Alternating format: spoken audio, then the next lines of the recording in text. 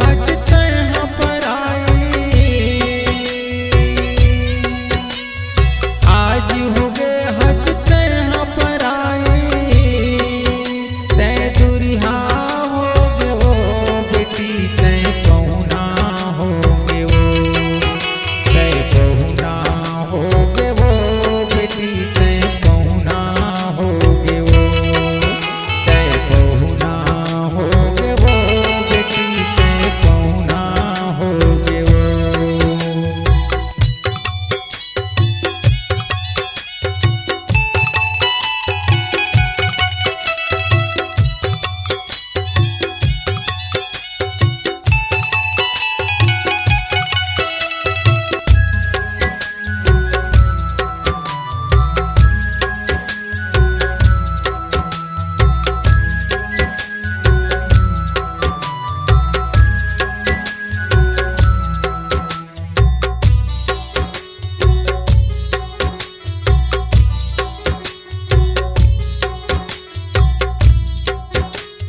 नानपन ले तुलसे के बेटी बड़े मैं बनाए वो,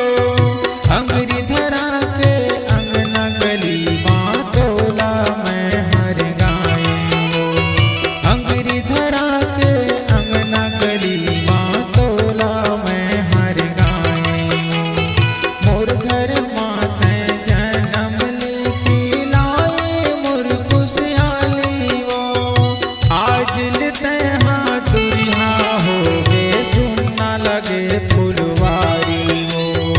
आज तैं दुरिहा हो गए सुनना लगे फुलवारी वो,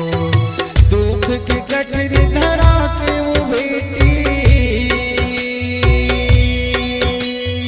दुख की गठरी धरा के वो बेटी, परछाई हो गए वो बेटी, तैं दुरिहा हो गए वो, तैं पहुना हो गए वो बेटी, तैं पहुना हो गए वो, तैं पहुना हो गए वो बेटी, तैं पहुना हो गए वो।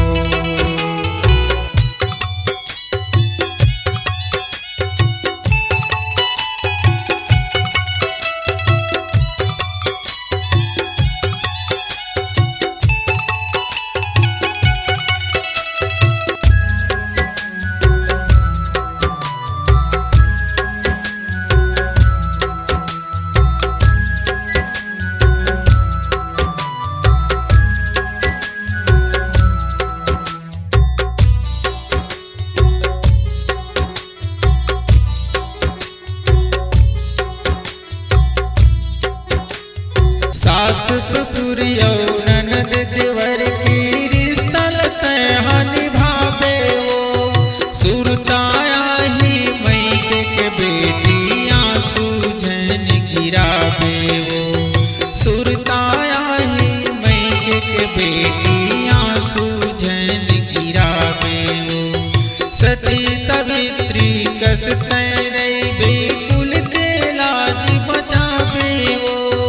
ससुरे मई के सबो जगाले तैं नाम कमावे, ससुरे मई के सबो जगाले तैं